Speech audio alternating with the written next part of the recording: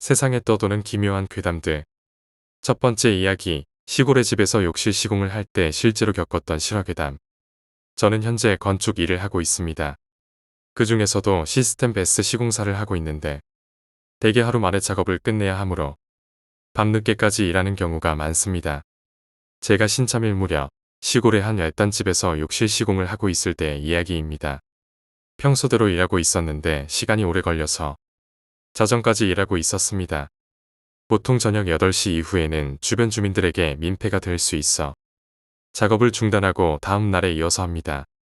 하지만 그곳은 산속 먼 곳에 있는 시골이었고 이날 마무리하면 다음 날 휴무 처리가 가능해서 관리회사에 연락해 작업을 계속하기로 했습니다. 10시 무렵 제 파트너인 선배가 집에 일이 있어서 돌아가고 싶다고 말했습니다. 저는 신입이지만 어느 정도 일이 손에 익은 상태였습니다. 보통 때 같으면 작업이 끝나면 선배와 함께 퇴근했겠지만 오늘은 따로 가게 되어 남아서 일하고 있었습니다. 선배가 간 지 1시간쯤 지나자 작업이 거의 끝났고 마지막으로 목욕탕 거울만 붙이면 작업도 끝나게 됐습니다. 드디어 끝났구나 싶어 거울에 비친 창밖의 풍경을 보니 한 여자가 서 있는 것이 보였습니다. 이런 깊은 산속에서 게다가 심야 시간에 주변에는 집도 없는데 말입니다. 겁이 난 저는 그냥 잘못 본 거라고 생각하면서 재빨리 뒷정리를 시작했습니다. 우선 창문을 닫고 최대한 거울을 보지 않으며 일을 마쳤습니다. 그리고 마지막으로 확인했을 때 유리창에 비친 여자의 실루엣이 보였습니다. 반쯤 패닉 상태에 빠진 저는 도망치듯 욕실에서 나와 차에 올라타서 속도를 냈습니다. 집에 오는 길에 차분히 그 여자가 도대체 누구일까 생각해보니 정말 겁이 나기 시작했습니다. 그때 저는 최악의 상황을 깨달았습니다. 우리 회사에서는 일이 끝나면 욕조 바닥에 욕실 보증서를 놓아둬야 하는데 그것을 깜빡 잊어버렸던 겁니다. 모처럼 이렇게 늦게까지 일했는데 내일 다시 돌아오기도 귀찮고 무서웠지만 고민 끝에 다시 돌아가 보증서를 놓아두고 가기로 했습니다. 도착해 차 트렁크에서 서류를 꺼낸 뒤 잠긴 문을 열고 주변을 최대한 보지 않으며 쏜살같이 욕실 문을 열었습니다. 서류를 욕조 안에 두려고 할 때 핸드폰이 울렸습니다. 너무 놀라 심장이 아플 정도로 쿵쾅거리고 이상하게 땀이 났습니다. 전화를 건 사람은 동네 친구였습니다. 그 친구는 영적 경험이 풍부하고 점도 볼 줄 아는 친구였죠. 아까 있었던 일 때문에 꼭 통화하고 싶었던 사람이라 바로 전화를 받았습니다.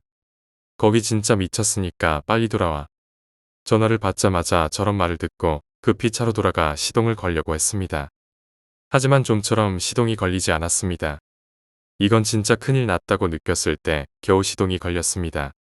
헤드라이트를 켜자마자 보인 것은 원피스를 입은 꽤 키가 큰 여자가 차 앞에 서 있는 모습이었습니다. 엑셀을 풀로 밟은 채 후진해서 차를 몰고 정신없이 집으로 돌아왔습니다. 나중에 선배에게 이런 일이 있었다고 말했습니다. 그러자 선배의 얼굴이 새파랗게 질렸습니다. 선배도 그 근처 산기슭에 있는 다른 집에서 작업할 때 똑같이 여자 얼굴이 거울에 비치는 일이 잦았다고 합니다. 그래서 밤늦게까지 작업하기를 꺼렸던 것 같습니다. 전화를 걸어온 친구의 말에 의하면 아주 오래전 그 근처 마을에서 가족이 동반 자살한 집이 있었다고 합니다. 그 집안의 영혼이 지방령이 되어 제 눈앞에 나타난 거라고 했습니다. 지금까지 저는 귀신을 전혀 믿지 않았고 TV 프로그램에 나오는 것도 다 거짓말이라고 생각했습니다. 하지만 직접 경험한 후 저는 귀신이 있다고 믿기 시작했습니다. 이제 두 번 다시는 무서운 경험을 하고 싶지 않아요. 두 번째 이야기, 길가. 사실 이 동네에 그렇게 큰 기대를 한 건 아니었습니다. 건설하다가 분쟁이 생겼는지 철골만 세운 채로 이곳저곳에 현수막이 걸린 흉흉한 건물이 있거나 보도블록이 이상하게 깔려 있거나 했으니 그렇게 똑 부러지는 곳이라고는 말할 수 없었습니다. 하지만 이해할 수 있어도 용서할 수 없는 일이었습니다. 그 옛날 잉카 제국이 식인을 했다는 이야기를 들었을 때 이해는 했어도 용서하지 않았던 것처럼 말입니다. 저는 괜스레 두려워 욕지거리를 내뱉었습니다. 그리 말하면 저를 몰래 지켜보고 있을지 모를 누군가에게 좀 더 위협적으로 보일 것 같아서였습니다. 저는 이미 누가 나를 보고 있지는 않을까 하는 막연한 두려움에 휩싸여가고 있었습니다. 이유를 말하자면 가로등이 맛이 가 있었기 때문이었습니다. 어느 것은 깨져서 불이 들어오지 않거나 수명이 다했는지 손전등 수준의 빛만 내뿜고 있었고 최악은 깜빡거리는 가로등이었습니다. 그마저도 밝지는 않았지만 주기적으로 꺼졌다 켜졌다 했기에 귀신이 나타나기에 딱 좋아 보였습니다. 처음 들어보는 외국어가 어디선가 새어 나왔습니다. 저는 그것이 사람 목소리가 아님을 바로 알 수 있었습니다. 짬 날 때마다 유튜브를 보던 덕에 간단히 그것이 핸드폰에서 흐르는 소리임을 알 수 있었죠. 사실 그런 것조차 필요 없었습니다.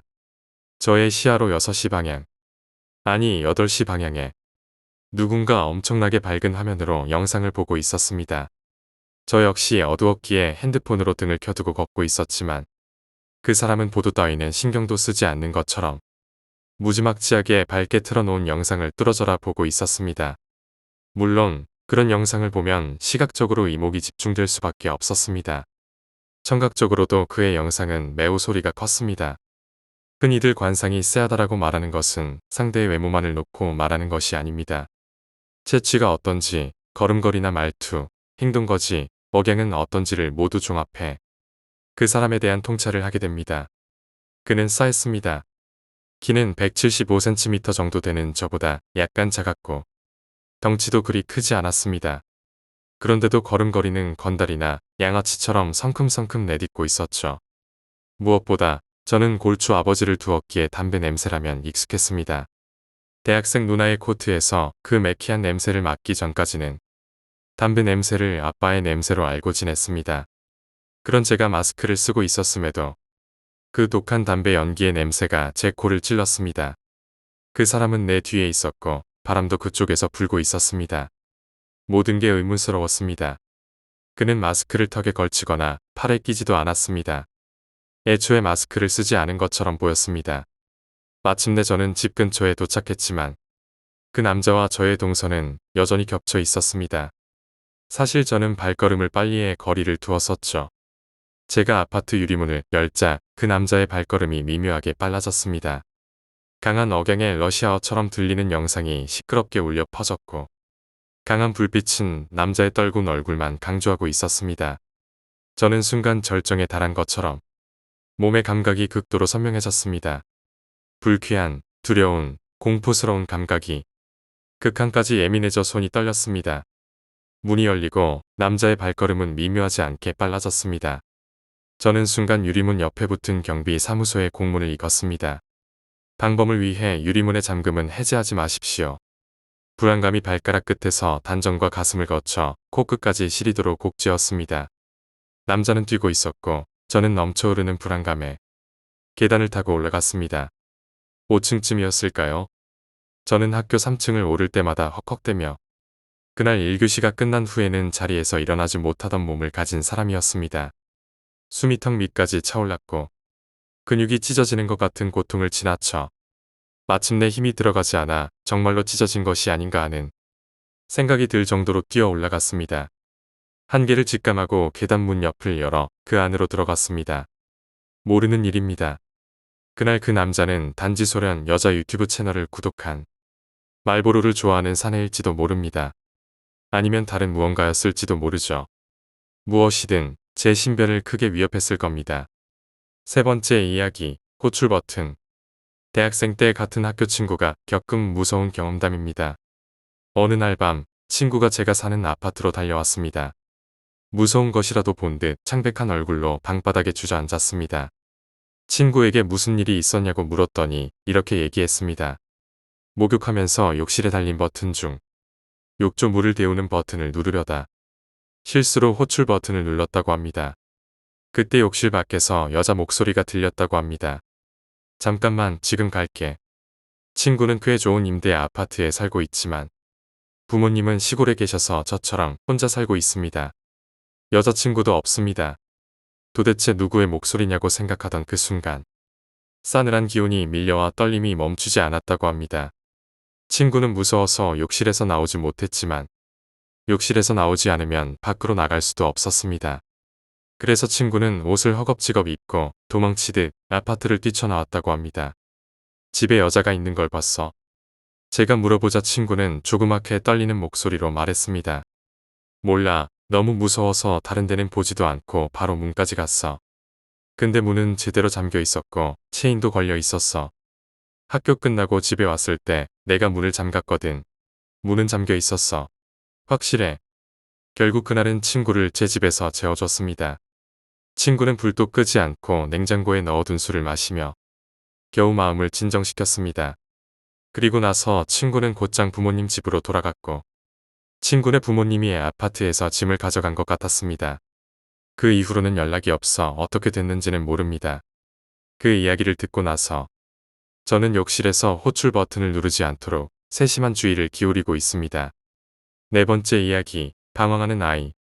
이것은 제가 겪은 무섭지만 매우 슬픈 이야기입니다. 저의 취미는 등산이고 1년 내내 다양한 산을 오르며 즐기고 있었습니다.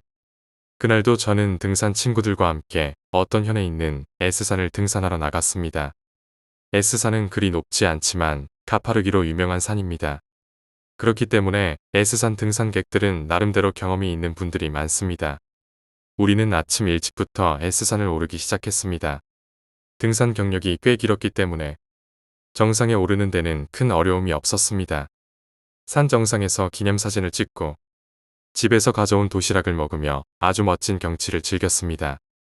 이제 산을 내려가자는 이야기가 나올 무렵 어디서 나타났는지 한 남자아이가 우리에게 다가왔습니다. 보아하니 7살에서 8살 사이의 남자아이처럼 보였습니다. 저는 왜 어린아이가 이렇게 가파른 산 꼭대기에 혼자 있는 건지 의문이 들었습니다. 무슨 일이니? 엄마 아빠는? 제가 묻자 아이는 말했습니다. 엄마랑 아빠 저쪽에 있어. 그러고는 내려가는 길을 가리켰습니다. 아무래도 아버지와 어머니가 아이를 두고 먼저 산을 내려간 것 같았습니다. 이렇게 가파른 산에서 어린아이에게 그런 몹쓸 짓을 하다니. 우리는 아이에게 말했습니다. 같이 내려가자. 아이는 응하고 고개를 끄덕였습니다. 하지만 뭔가 이상했습니다. 옷차림이 너무 가벼웠습니다. 가파른 산인데도 반바지를 입고 있었으니까요. 등산을 즐기는 사람들에게는 비상식적인 모습이었습니다. 우리는 산을 내려가면서 아이에게 여러 가지 질문을 했습니다. 오늘 엄마, 아빠랑 같이 왔니? 그렇게 입고 산에 오른 거야? 계속해서 질문했지만 아이는 차츰 말이 없어지더니 이내 아무 말도 하지 않았습니다. 어린아이에게 이런저런 질문을 퍼붓는 것이 어른스럽지 못했다고 반성하기는 했지만요. 산을 내려가는데 아이가 다리가 아프다고 말했습니다. 살펴보니 무릎을 다친 것 같았습니다. 급히 지혈하고 상처에 붕대를 감아주며 응급처치를 했습니다. 하지만 이상했습니다. 그 아이는 조금 전까지 우리와 함께 걷고 있었는데 그때는 다리에 상처가 없었습니다. 그런데 갑자기 다리가 아프다고 하더니 심하게 다쳐 있었습니다. 이때 저는 약간 찝찝한 느낌이 들었습니다. 그렇게 생각했지만 어쨌든 어린아이였으니 그냥 내버려 둘 수는 없었습니다. 우리는 아이를 번갈아 가며 업고 계속 산을 내려갔습니다. 하지만 여전히 위화감이 느껴졌습니다. 아이를 업고 있어도 전혀 따뜻하지 않았습니다. 등에는 사람의 체온이 느껴지지 않아서 마치 돌멩이를 등에 메고 다니는 것 같았습니다. 게다가 아이를 업고 있는데도 숨소리가 전혀 들리지 않았습니다. 저는 이 상황이 무서워서 어쩔 줄 몰랐습니다. 그러던 중 하산길 중간에 있는 산장에 도착했습니다. 아이의 상처도 치료해야 했기에 우리는 그곳에서 휴식을 취하기로 했습니다. 저는 산장에서 아이를 등에 업은 상태로 내려주었습니다. 그런데 아이는 다리가 아프다더니 벌떡 일어나 산장을 떠나버렸습니다. 우리는 바로 아이를 쫓아갔지만 어떤 이유에서인지 산장 주변에는 아이의 모습이 보이지 않았습니다. 아이가 호련히 사라진 것 같았습니다. 허둥지둥 아이를 찾고 있는 우리에게 산장 주인이 무슨 일이냐고 물었습니다. 우리는 산장 주인에게 지금까지 일어난 일을 얘기했습니다. 산장 주인은 이야기를 다 듣고 말없이 안방으로 들어갔습니다. 그리고 우리에게 한 장의 사진을 보여주었습니다. 사진 속에는 우리와 함께 산을 내려오던 그 아이가 찍혀 있었습니다. 하지만 이 사진은 오래된 것 같았고 꽤 오랜 시간이 흐른 물건처럼 보였습니다. 이 아이는 산에서 조난당한 아이야. 산 꼭대기에서 부모를 잃어버렸는데 수색대가 발견했을 때는 이미 죽어 있었다더군. 이 사진은 그때 아이를 찾을 때 사용한 거야. 나도 수색에 참여했었지. 당신들이랑 비슷한 일이 1년에 몇 번씩 있어. 그 아이의 영혼이 아직도 부모님을 찾고 있는 거야. 가엾기도 하지. 향이라도 피워서 아이가 성불할 수 있게 빌어줘. 산장 주인이 우리에게 그렇게 말했습니다. 그 아이는 아직도 부모님이 보고 싶어서 이 산을 헤매고 있는 겁니다. 그렇게 생각하니 그 아이의 영혼이 너무 불쌍했습니다. 우리는 산장 근처에 있는 조난자들을 위한 추모비의 향을 피우고 그 아이가 성불하기를 빌었습니다. 그 후로 지금도 저는 그 아이의 공양을 위해 매년 한 번씩 S산을 오릅니다. 하지만 지금까지 그 아이의 영혼을 다시 만난 적은 없습니다. 어쩌면 천국에서 사랑하는 부모님과 다시 만났을지도 모른다고 그렇게 바라고 있습니다. 5번째 이야기, 석산. 저는 꿈을 자주 꾸는 편인데 이것은 지금도 기억에 남는 이상한 체험담입니다. 어느 날 주변에 새빨간 꽃이 피어있는 꿈을 꾸었습니다. 처음 보는 꽃이었는데 나중에 찾아보니 그 꽃은 석산이었습니다. 꽃의 색깔도 크기도 마치 진짜 같았고 한 송이 한 송이가 아주 선명하게 보였습니다. 석산은 새빨갛고 아름다웠지만 왠지 모르게 쓸쓸한 느낌이 들어 바라보고 있으면 눈물이 나올 것 같았습니다. 저는 그 자리에서 빨리 벗어나고 싶어져서 꽃이 흐드러지게 핀 풍경을 전혀 즐길 수 없었습니다. 그렇게 생각하고 있었는데 갑자기 주변이 바뀌었습니다. 사방에 빨갛게 피어있던 석산이 황량한 강둑 풍경으로 변한 것입니다. 해가 지고 있었고 강둑은 어둑어둑했습니다. 강둑에도 새빨간 석산이 군데군데 피어 있었습니다. 강둑 반대편에는 석양이 지고 새까만 까마귀 4마리가 날아가고 있었습니다. 집에 가고 싶어. 그렇게 생각했을 때 오른쪽에서 검은 옷을 입은 사람들이 걸어왔습니다. 이쪽을 향해 천천히 걸어오는 검은 옷을 입은 사람들은 모두 고개를 숙이고 어두운 표정을 짓고 있었습니다. 그들 중에는 하얀 손수건으로 눈물을 닦고 있는 여성도 있었습니다. 왜 울고 있지? 이상하게 생각하면서도 그 사람들을 바라보았는데 입고 있는 옷이 모두 상복 같았습니다. 그 무리는 관 같은 것을 들고 천천히 왼쪽으로 걸어갔습니다. 보통 장례식에서 관을 옮길 때는 연구차로 이동할 텐데 그들은 그렇게 하지 않았습니다. 제가 사는 지역에는 이런 풍습이 없었고 처음 보는 광경에 깜짝 놀랐지만 누군지도 모르는 고인을 향해 손을 모으며 명복을 빌고 꿈은 끝났습니다. 이 꿈을 꾼 후 저는 신경이 쓰여 견딜 수 없었습니다. 아주 사실적이기도 했고 그 새빨간 석산 풍경과 처음 보는 장례식 장면이 강렬하게 남아 머릿속에서 떠나지 않았습니다. 일하고 있을 때도 밥을 먹을 때도 문득 생각이 났습니다. 그러던 참에 친척에게서 전화가 걸려왔습니다. 10년 넘게 못 본 고모에게서 온 전화였습니다. 갑자기 저와 얘기하고 싶다는 말을 듣자 오싹한 기분이 들어 부모님께 전화를 받고 싶지 않다고 말씀드렸습니다. 그런데 고모가 꼭 얘기하고 싶다고 하셔서 어쩔 수 없이 전화를 받았습니다. 오랜만이다 고모가 있잖아. 너무 보고 싶었거든.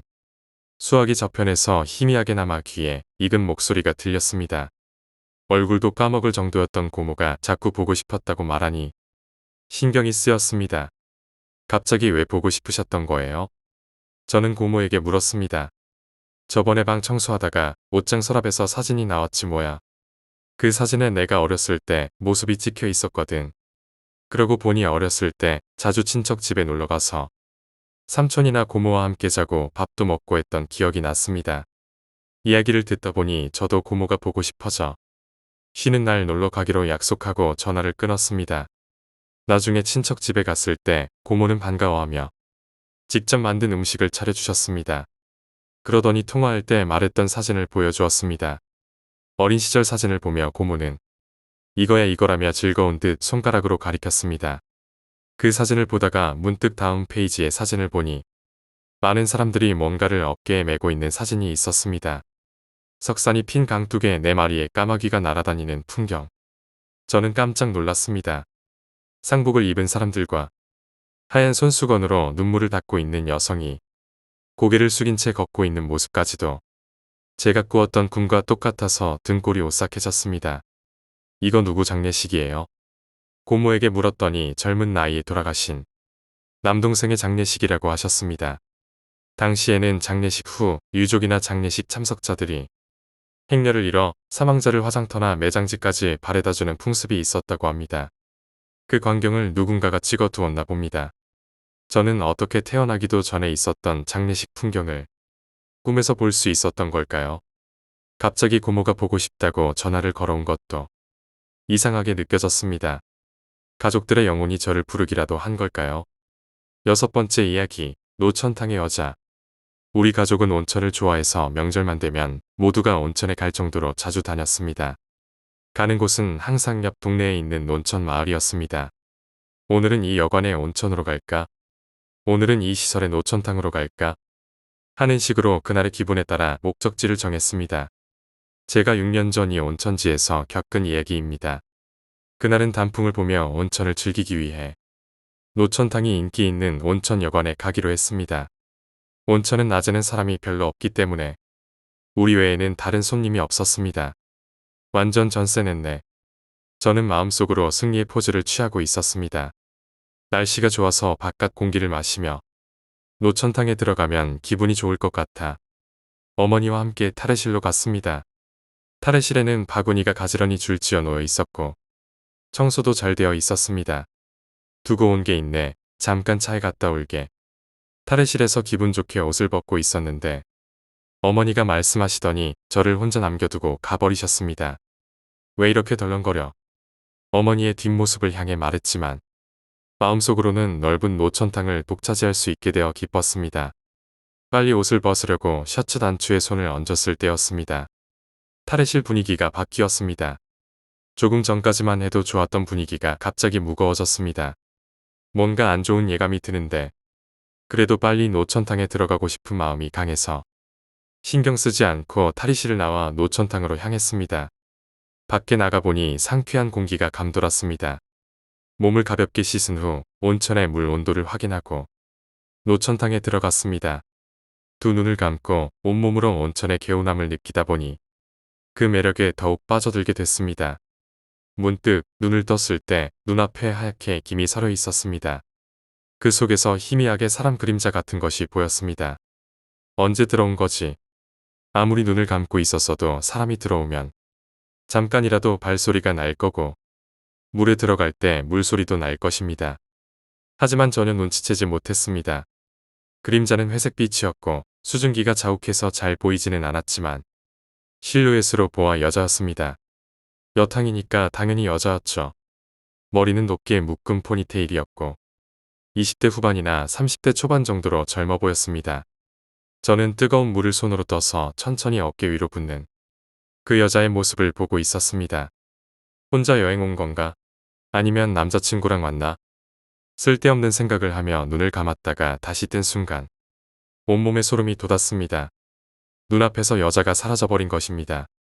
눈을 감은 건 고작 1분 정도였고 그동안 작은 소리 하나 안 났을 뿐더러 문을 여는 소리도 전혀 들리지 않았습니다. 이 이상한 상황 때문에 더는 온천에 몸을 담글 수 없었습니다. 서둘러 노천탕에서 나와 탈의실로 가기 위해 문 쪽을 보니 탈의실에 사람이 있었습니다. 조금 전 그 여자의 그림자였습니다. 뭐야, 그냥 나왔던 거였네. 안심하면서 탈의실 문에 손을 댔을 때 뒤에서 인기척이 느껴져 뒤돌아보니 아무도 없었던 노천탕에 그 사람이 있었습니다. 저는 그 순간 공포에 휩싸여 한 번도 내본 적 없는 괴상한 소리를 지르며 탈의실로 뛰어들어가 서둘러 유카타를 입고 밖으로 나왔습니다. 복도를 지나 로비로 가기 직전에 어머니와 딱 마주쳤습니다. 황급히 뛰어오던 저를 보고 어머니가 왜 그래? 라고 물으셔서 아까 있었던 일을 이야기했습니다. 그러자 마침 지나가던 여관 프런트 직원이 다가왔습니다. 손님도 보셨나요? 사실 다른 손님들도 같은 걸 보셨다고 하셔서 보이기만 할 뿐 다른 일이 일어나지는 않지만 손님들 앞에 여자 귀신이 종종 나타난다고 했습니다. 저는 이후로 그 온천에는 가지 않았지만 어쩌면 귀신도 들어가고 싶을 정도로 좋은 온천일지도 모르겠네요. 7번째 이야기, 친구의 아파트. 이 이야기는 대학생 때 친구와 함께 겪은 이야기입니다. 그 친구는 8층짜리 아파트 꼭대기층에 살았습니다. 침실 3개의 거실과 주방이 딸린 집을 빌려 룸메이트 2명과 같이 살고 있었습니다. 그 아파트는 모든 집이 배치나 방 크기가 다 똑같았고 친구네처럼 룸메이트를 구해 사는 대학생들은 물론 한 가족이 사는 집도 있었습니다. 저도 몇 번 가봤는데 친구에게는 미안하지만 빈말로도 깨끗하다고는 못하겠고 낡았다는 말이 딱 맞는 건물이었습니다. 그렇다고 더럽다는 건 아니었지만 건물이 노후화된 느낌이었습니다. 하지만 뭐랄까? 관리가 잘 안 된다고 할까요? 단지 내의 나무만 해도 가지치기가 하나도 안 되어 있어서 가까이 다가가기 힘든 분위기였습니다. 친구 집은 8층이라서 당연히 엘리베이터를 탔습니다. 그 엘리베이터도 제법 오래되어서 처음 탔을 때는 갑자기 멈출까봐 불안했던 기억이 납니다. 버튼을 누르고 기다리는 동안 엘리베이터가 도착했고 제가 막 타려고 할 때 맞은편에서 작은 남자아이가 달려왔습니다. 4살에서 5살 정도 될 것 같은 아주 작고 귀여운 아이였습니다. 까치발을 해도 손이 엘리베이터 버튼에 닿지 않는지 열심히 손을 뻗는 모습에 흐뭇하게 응원하고 싶어졌습니다. 몇 층으로 가고 싶어? 6층. 제가 말을 걸자 아이는 기운차게 대답했습니다. 버튼을 누르고 6층에 도착하자 아이는 천진난만한 미소를 지으며 혼자 중얼거렸습니다. 밖에 나와주려나? 그러고는 달려나가 엘리베이터 근처에 있는 603호 벨을 누르고 문이 열리기를 기다리고 있었습니다. 그 모습을 힐끗 보고 저는 친구가 사는 803호로 가서 친구 집에서 술을 마시기 시작했습니다. 한동안 놀다 보니 밤늦게 술이 떨어져 아파트 옆 슈퍼마켓에 술과 안주를 추가로 사러 갔습니다. 시간은 벌써 새벽 3시. 이렇게 늦었으니 사와도 더 안 마시고 자는 건 아닐까? 이런 생각을 하면서도 술을 사서 엘리베이터에 올라탔습니다. 그때 낮에 만난 남자아이가 또 달려와 엘리베이터에 탔습니다. 얘는 왜 이 시간에 밖에 돌아다니는 거지? 술에 취해 있었는데도 이상함을 느꼈습니다. 그러니까 6층이지? 낮과 똑같은 층으로 갈 거라고 생각해 아이에게 물어보았습니다. 아니, 7층. 아이는 대답했습니다. 내가 잘못 기억했나? 아이가 말하는 대로 7층 버튼을 눌러 주었습니다. 7층에 도착하자 아이는 근처에 있는 703호로 쏜살같이 달려가서 벨을 누른 뒤 문 앞에서 기다리며 말했습니다. 밖에 나와주려나? 저는 섬뜩한 느낌이 들어 친구 집으로 돌아오자마자 이 이야기를 했습니다. 603호 내 기억이 맞으면 풋살 동아리 선배가 사는데 거긴 아이가 없을 텐데 일단 그 선배에게 확인해 보기로 하고 민폐긴 하지만 전화를 걸어보았습니다. 전화를 받은 선배가 말했습니다. 낮에 벨 소리가 들리길래 현관문 렌즈로 들여다봤는데 아무도 없었어. 친구와 저는 서로를 마주 보았습니다. 시간은 벌써 새벽 4시 30분. 이제 그냥 자자는 분위기로 흐르던 그때였습니다. 벨 소리가 들렸습니다. 등줄기를 타고 식은땀이 흐르고 심장이 쿵쾅거렸습니다. 이건 절대 나가면 안 돼. 그렇게 직감했습니다. 잠깐만 밖에 들여다보고 올게. 그때 뜯어말렸어야 했는데 친구는 곧장 현관으로 향했습니다. 곧 친구가 돌아왔습니다. 뭐 보였냐? 설마 진짜 남자애가 있었어? 아니, 아무도 없었어. 그 말을 듣고 안심했습니다. 하지만 그것도 잠시 친구가 이어서 말했습니다. 밖에는 아무도 없었는데 현관으로 가까이 가니까 목소리가 들리더라. 밖에 나와 주려나 하는 어린애 목소리. 그 이후로 저는 친구 집에 가지 않았고 친구도 졸업해서 이사했습니다. 만약 그때 현관문을 열었더라면 어떻게 되었을까요? 8번째 이야기, 폐가의 비밀. 저는 귀신이나 심령현상에 대해서는 전혀 믿지 않는 사람이었습니다. 인터넷이나 TV에서 나오는 괴담들을 보면 단순한 조작일 뿐이라고 생각했습니다. 하지만 몇 년 전, 저는 그 믿음을 송두리째 뒤흔들릴 만한 경험을 하게 되었습니다.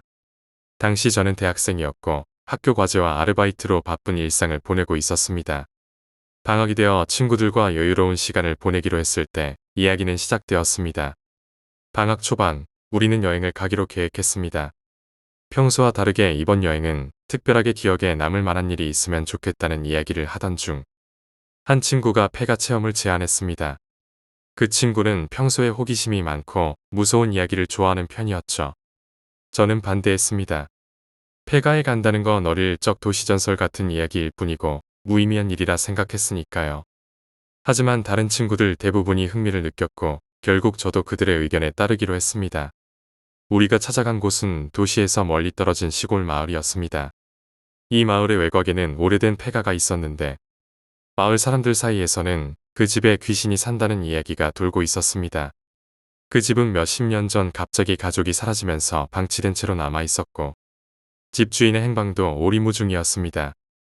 이후로 그 집에서 이상한 소리가 들린다거나 밤이면 불빛이 보인다는 소문이 떠돌면서 마을 사람들은 그 집을 멀리하기 시작했습니다. 우리는 해가 지기 전에 도착해 그 마을에서 마지막 남은 작은 상점에서 간단한 간식과 물을 샀습니다. 상점 주인은 우리를 보고 그 집에 가려는 거냐? 걱정스러운 눈빛을 보냈습니다. 밤에 그 집에 가는 건 위험하다는 경고도 함께했지만 우리는 단순한 마을 사람들의 겁쟁이 짓으로 치부하고 대수롭지 않게 넘겼습니다. 폐가는 언덕 위에 위치해 있었습니다. 마을에서 꽤 떨어진 외진 곳이었고 주변에는 큰 나무들이 우거져 있어 섬뜩한 분위기를 자아내고 있었습니다. 길을 따라 올라가다 보니 해가 지면서 하늘은 어둑어둑해졌고 곧 깜깜한 어둠이 주변을 뒤덮기 시작했습니다. 친구들 중 일부는 긴장한 듯 보였지만 모두 함께였기에 서로 농담을 주고받으며 분위기를 풀어갔습니다. 드디어 폐가에 도착했을 때 우리는 그곳이 정말로 오랜 시간 동안 방치된 곳임을 실감할 수 있었습니다. 집의 외벽은 곰팡이로 얼룩져 있었고 문과 창문은 부서져 있거나 삐걱거렸습니다. 집 주변에는 잡초가 무성했고 마치 오랫동안 사람의 발길이 닿지 않은 듯 보였습니다. 이곳이 바로 그 유명한 귀신이 나온다는 폐가야? 친구 한 명이 웃으며 말했습니다. 우리는 손전등을 켜고 집 안으로 들어갔습니다. 내부는 더더욱 엉망이었습니다. 거미줄이 사방에 걸려 있었고 바닥에는 먼지가 두껍게 쌓여 있었습니다. 벽에는 오래된 사진들이 걸려 있었는데 사진 속 인물들은 지금의 우리와는 전혀 다른 시대의 사람들이었습니다.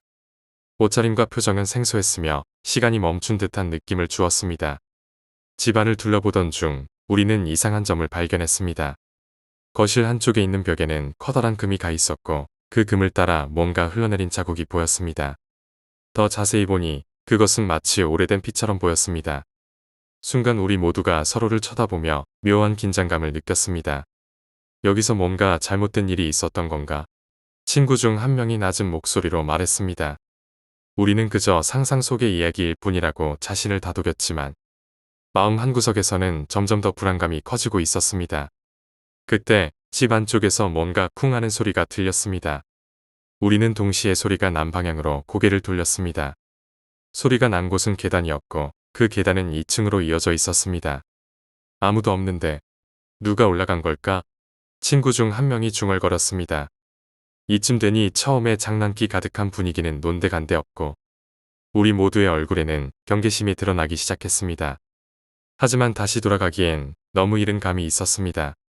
결국 우리는 그 소리가 난 2층으로 올라가기로 결정했습니다. 계단을 오르며 이상하게 느껴졌습니다. 계단은 삐걱거리는 소리를 내며 불안정해 보였지만 마치 누군가가 우리를 기다리고 있다는 듯한 기분이 들었습니다. 2층에 도착하니 오래된 침실과 서재 그리고 작은 방이 있었습니다. 우리는 침실로 들어가기로 했습니다. 침실 문을 열자 낡은 침대가 눈에 들어왔습니다.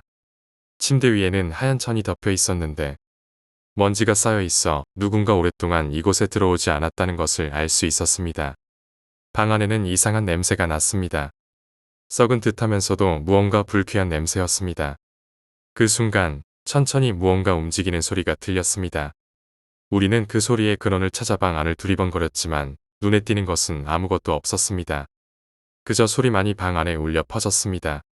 그리고 갑자기 방의 한쪽 벽이 열리면서 비밀 통로가 드러났습니다. 이건 마치 영화에서나 나올 법한 장면이었고 우리 모두 놀라서 뒷걸음질을 쳤습니다.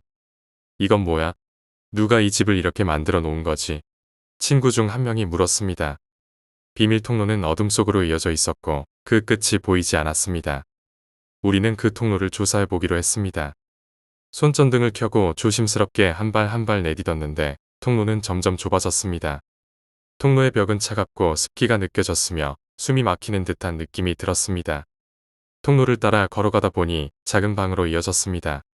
그 방은 마치 과거의 누군가의 작업실이었던 것 같았습니다. 방 안에는 오래된 서류들과 낡은 책들이 흩어져 있었고 벽에는 이상한 그림들이 그려져 있었습니다. 그림들은 모두 불길한 분위기를 풍겼고 그중 일부는 해독할 수 없는 문자와 상징들로 가득했습니다. 이곳에서 누군가가 이상한 의식을 치렀던 것일까요? 우리는 그 방을 뒤지기 시작했습니다. 서랍을 열어보니 낡은 일기장이 있었습니다. 일기장은 마치 수십 년 동안 방치된 듯 보였고 겉표지는 너덜너덜해져 있었습니다. 우리는 그 일기장을 펼쳤습니다. 일기 속에는 이 집의 과거에 대한 기록들이 적혀 있었습니다. 일기 내용은 충격적이었습니다. 이 집에 살던 가족은 단순히 사라진 것이 아니었습니다. 그들은 이 집에서 끔찍한 일들을 겪었고 그 결과 비극적인 최후를 맞이한 것이었습니다. 일기에는 가족이 이상한 소리를 듣기 시작했고 밤마다 누군가가 집안을 돌아다니는 것 같았다는 내용이 적혀 있었습니다. 점점 상황은 악화되었고 결국 그들은 집안에서 하나둘씩 사라졌습니다. 일기를 읽으며 우리는 점점 더 소름이 돋았습니다. 그리고 그 순간 방 안의 공기가 갑자기 차가워졌습니다. 마치 누군가가 우리를 지켜보고 있는 듯한 기분이 들었습니다. 방 안의 그림자들이 서서히 움직이는 것처럼 보였습니다. 우리는 당장 이곳을 벗어나야겠다고 결심했습니다. 하지만 그때 방의 문이 갑자기 닫혔습니다. 우리는 다급하게 문을 열려고 했지만 문은 열리지 않았습니다. 마치 누군가가 바깥에서 문을 붙잡고 있는 것 같았습니다. 우리는 서로를 바라보며 공포에 질려 있었습니다. 이건 장난이 아니야. 진짜로 이상한 일이 일어나고 있어. 친구가 외쳤습니다. 우리는 더 이상 이곳에 머무를 수 없었습니다. 다급하게 벽을 두드리며 출구를 찾으려 했지만 아무런 소용이 없었습니다. 그 순간 방 안에 있던 책들이 스스로 움직이기 시작했습니다. 책들이 바닥으로 떨어지고 서류들이 공중에 떠다니는 것 같았습니다. 우리는 공포에 휩싸여 비명을 질렀습니다. 그리고 그 순간 방의 한쪽 벽에서 무언가 나타났습니다. 그것은 형체가 없는 그림자 같은 존재였고 서서히 우리 쪽으로 다가오고 있었습니다. 우리는 그 존재를 피해 방 한쪽으로 몰려들었지만 어디로 도망쳐야 할지 알 수 없었습니다. 그 존재는 점점 더 가까워졌고 우리는 그 존재의 차가운 기운을 느낄 수 있었습니다. 마침내 친구 중 한 명이 방의 창문을 발견했습니다. 우리는 그 창문을 부수고 밖으로 탈출하기로 했습니다. 친구가 힘껏 창문을 내리쳤고 창문이 깨지면서 우리는 겨우 밖으로 나올 수 있었습니다. 우리는 집 밖으로 도망쳤고 마을로 돌아오는 길 내내 뒤를 돌아보며 두려움에 떨었습니다. 그날 밤 이후로 우리는 그 집에 다시는 가지 않았습니다. 그 경험은 저의 삶에 깊은 영향을 미쳤습니다. 귀신을 믿지 않았던 저는 이제는 심령현상에 대해 회의적이지 않게 되었습니다. 그 폐가는 단순한 폐가가 아니었습니다. 그곳에는 무언가 존재하고 있었고 우리는 그 존재를 건드렸던 것입니다. 이후로도 그 폐가에 대한 소문은 계속되었지만 저는 다시는 그곳에 발을 들이지 않았습니다. 그곳에서 우리가 만난 것은 무엇이었을까요? 아직도 저는 그날의 기억을 떠올리면 소름이 돋고 다시는 그런 일을 겪고 싶지 않다는 생각뿐입니다. 그 폐가는 이제 저에게 있어 절대로 다시 가고 싶지 않은 장소로 남아 있습니다.